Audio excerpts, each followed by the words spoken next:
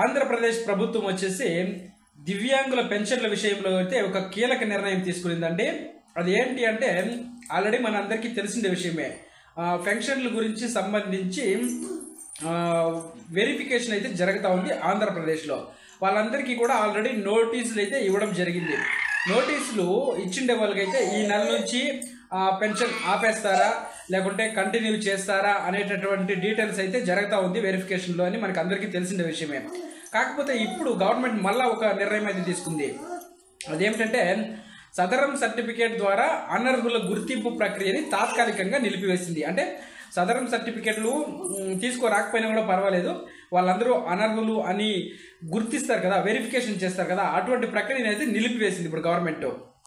ఎందుకంటే అప్పీల్ చేసుకున్న వారికి వచ్చేసి మళ్ళీ పరీక్షలు చేస్తారు. ఎప్పుడు ఒకసారి వాళ్ళు అప్పీల్ చేసుకుంటే పరీక్షలు చేసిన తర్వాత వాళ్ళకి మళ్ళీ పెన్షన్ ఇవ్వడమా లేకుంటే రద్దు చేయడమా ఏమైనా డీటెయిల్స్ అయితే చెప్తారు.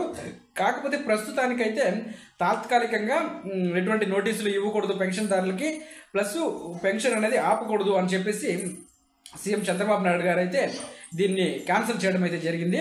దీనిని అఫీషియల్గా వచ్చేసి చంద్రబాబు నాయుడు గారు పింఛన్ల పంపిణీ కార్యక్రమంలో మాట్లాడుతూ గత ప్రభుత్వంపై విమర్శలు చేస్తూ అర్హులకు న్యాయం చేస్తామని, బోగస్ పింఛన్లను తొలగిస్తామని ఆయన స్పష్టం చేశారు.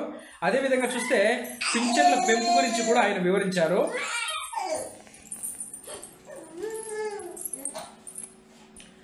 అదేవిధంగా ఆంధ్రప్రదేశ్ ప్రభుత్వము పింఛన్లకు సంబంధించినటువంటి నిర్ణయంలో ఇంకొక కీలకమైనటువంటి నిర్ణయం కూడా తీసుకుంది. అదేమంటే పింఛన్లలో అనర్హులను గుర్తించి సదరు వైకల్య నిర్ధారణ అంటే పునఃపరిశీలన చేసి వైద్య ఆరోగ్య శాఖ తాత్కాలికంగా నిలిపివేసినటువంటి ఏవైతే ఉన్నాయో వీటిలన్నింటినీ కూడా పునఃపరిశీలిస్తుంది. ప్రభుత్వ ఆదేశాల మేరకు అయితే ఈ నిర్ణయం అయితే తీసుకోవడం జరిగింది అని చెప్పి మనకి అధికారులు కూడా చెప్తున్నారు. రాష్ట్రంలో వచ్చేసి 7.38 లక్షల మంది దివ్యాంగ పెన్షన్దారులు ఉన్నారు. వారిలో 5 లక్షల మంది వెరిఫికేషన్ అయితే జరిగింది. 5 లక్షల మందికి అయితే పత్రాలు, Sadaram certificates, bank accounts, Aadhaar card verifications ఇవన్నీ కూడా జరిగిపోయినాయి. దాదాపు 1.35 లక్షల మందిని అనర్హులుగా తేల్చారు. అంటే వాళ్ళందరూ పెన్షన్కి ఎలిజిబిలిటీ కాదు అని తేల్చడం జరిగింది. అర్హులైన వారికి అప్పీల్ చేసుకునేటటువంటి అవకాశాలు కూడా ఇచ్చింది. ఇప్పటికే అనర్హులుగా తేలిన వారందరికీ కూడా ఇది ఊరటనిచ్చే విషయం. అంటే అనర్హులుగా తేలిన వాళ్ళందరికీ కూడా ఇప్పటికిప్పుడే పెన్షన్ స్టాప్ చేయొద్దండి, ఇమీడియట్గా ఇంకా తాత్కాలికంగా అయితే దీన్ని నిలిపివేస్తా ఉన్నాము. ఎప్పుడైతే పూర్తి పరిశీలన చేస్తామో అప్పటి వరకు కూడా పెన్షన్ని నిలుపుదల అయితే వద్దు, ప్రజెంట్ అయితే పెన్షన్ ఇవ్వండి అని చెప్పేసి అయితే రాష్ట్ర గవర్నమెంట్ అయితే అధికారులను అయితే ఆదేశించిందండి. అదేవిధంగా రాష్ట్ర వ్యాప్తంగా ఇంకా 1.38 లక్షల మందికి వైకల్య పరీక్షలు అయితే చేయవలసి ఉంది. అంటే అంగవైకల్యం ఉందా లేదా అనేటటువంటి పరీక్షలు అయితే చేయాల్సి ఉంది. అనర్హులుగా తేలిన వారిలో వచ్చేసి 95% మంది తాము అర్హులమేనని అప్పీల్ అయితే చేసుకోవడం జరిగింది ఆంధ్రప్రదేశ్ గవర్నమెంట్లో. మీరు చూస్తూనే ఉన్నారు, అది మనకి టీవీస్లో న్యూస్లో అయితే చాలా వరకు వస్తూనే ఉంది. వారికి మళ్ళీ పరీక్షలు చేయడంలో ఆలస్యం కాకుండా ఉండేందుకు పునఃపరిశీలన నిలిపివేశారు. అంటే ఇప్పుడు ఒకసారి అప్పీల్ చేసుకున్న తర్వాత 1,35,000 మనిషిని మళ్ళీ వాళ్ళకి రీవెరిఫికేషన్ చేయాలి, మళ్ళీ వాళ్ళకి సదరం సర్టిఫికేట్లు చేయాలి. మళ్ళీ ఈ ప్రాసెస్ అంతా లేట్ అవుతుంది. ఈ ప్రాసెస్ అంతా లేట్ అయ్యి 2-3 నెలలు పడుతుంది. ఆ లోపల ఎంత మనిషికి పెన్షన్ మనం ఆఫ్ చేస్తే దీనివల్ల మళ్ళీ ప్రతిపక్షాలు విమర్శలు చేస్తాయి, ప్లస్ గవర్నమెంట్ కూడా చెడ్డపేరు వస్తుంది అనేటటువంటి ఒక ఉద్దేశంతో అయితే దీన్ని ప్రస్తుతానికి అయితే నిలిపివేయడం అయితే జరిగింది అని చెప్పుకోవచ్చు. అలాగే జిల్లాలకు కూడా నోటీసులు, కొత్త నోటీసులు పెన్షన్లకు ఎవరికి ఇవ్వద్దండి అని చెప్పేసి అధికారులు కూడా ఆదేశించడం అయితే జరిగింది. ఆల్రెడీ అధికారులు తదుపరి ఆదేశాలు వచ్చే వరకు వేచి ఉండాలి, ఎటువంటి నిర్ణయం అయితే తీసుకోకూడదు అని చెప్పేసి గవర్నమెంట్ అయితే వాళ్ళకి చెప్పింది. వైద్య ఆరోగ్య శాఖ అయితే ఈ ప్రక్రియ మొత్తాన్ని క్షుణ్ణంగా పర్యవేక్షిస్తోంది అని చెప్పుకోవచ్చు. ప్రభుత్వ ఆదేశాల మేరకు ఇప్పటికే అనర్హులుగా తేలి అప్పీలు చేసుకున్న వారికి మళ్ళీ వైకల్య నిర్ధారణ పరీక్ష చేయించాలని వైద్య ఆరోగ్య శాఖ నిర్ణయించింది అని అధికారులు తెలిపారు. కానీ ఈ ప్రక్రియనైతే ఎప్పుడు చేస్తారు, ఎలా చేస్తారు అని చెప్పేసి గవర్నమెంట్ నుంచి అయితే ఇంకా మనకు అప్డేట్ అయితే లేదండి. ఆ అప్డేట్ వస్తే నేను మన ఛానల్లో అయితే ఎప్పుడు అప్డేట్ మీకు ఇస్తూనే ఉంటాను. అలాగే మన ఛానల్లో చెప్పే వీడియోస్ అన్నీ కూడా సంక్షేమ పథకాలకు సంబంధించినవి. ఇవన్నీ కూడా డైరెక్ట్గా ప్రజలకు చేరాలనేటువంటి ఉద్దేశంతో చెప్తున్నవే. ఇవన్నీ ఏదో టైం పాస్ చెప్తున్నాను అని అనుకోవద్దండి.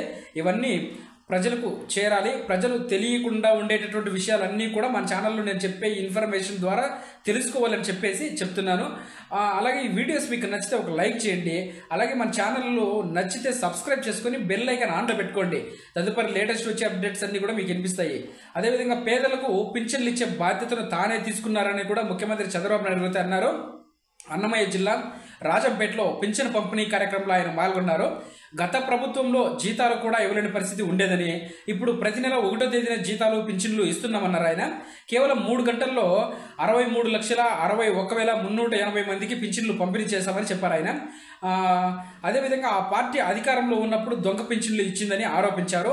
అవయవాలు బాగా ఉన్నవారికి కూడా దివ్యాంగుల పేరుతో పింఛన్లు ఇచ్చారని, తమ అనుకూల వ్యక్తులకు మాత్రమే లబ్ధి చేకూర్చే విధంగా పింఛన్లు ప్రొవైడ్ చేయడం జరిగిందని, అటువంటి వారందరినీ కూడా ఇప్పుడు అనర్హులుగా తేల్చి వాళ్ళందరికీ కూడా పింఛన్లు ఇవ్వకూడదు అని చెప్పి ఆయన చెప్పడం అయితే జరిగింది. కానీ ఇప్పుడైతే ప్రజెంట్ దాన్ని స్టాప్ చేస్తున్నాము. ఎప్పుడైతే దానికి సమయం కేటాయించి ఇంకొకసారి రీవెరిఫికేషన్ చేసి నోటీసులు ఇచ్చి వాళ్ళందరికీ కూడా అనర్హులుగా తేలితే అటువంటి వారందరికీ కూడా పెన్షన్లు అయితే నిలిపివేస్తాము అని చెప్పేసి అయితే ఆయన చెప్పడం జరిగింది. అదేవిధంగా భర్త చనిపోతే భార్యకు వెంటనే పింఛను ఇచ్చే విధానాన్ని కూడా తెచ్చామన్నారు చంద్రబాబు గారు. పింఛను ఆలస్యమైనా కూడా వచ్చే నెలలో కలిపి ఇస్తాము మొత్తం చేరి అని కూడా చెప్పారు. సామాజిక పింఛన్లకు ఎన్టీఆర్ ఆద్యులని ఆయన్ని ఒకసారి గుర్తు చేసుకున్నారు ఆ యొక్క మీటింగ్లో. ఎన్టీఆర్ మొదటగా 30 రూపాయలు పింఛన్ ఇచ్చారని, 1995లో తాను ముఖ్యమంత్రిగా ఉన్నప్పుడు 75 రూపాయలు పెంచారని, 2014లో ముఖ్యమంత్రి అయ్యాక 200 నుంచి 1000 పెంచారని, ఆ తర్వాత 2000 నుంచి 4000 చేశామన్నది. ఇప్పుడు 4000 పెంచామని, వృద్ధులకు వికలాంగులకు 10 రెట్లు, దివ్యాంగులకు 12 రెట్లు పింఛన్ పెంచాము అని చెప్పేసి శ్రీ నారా చంద్రబాబు నాయుడు గారు అయితే తెలిపారండి.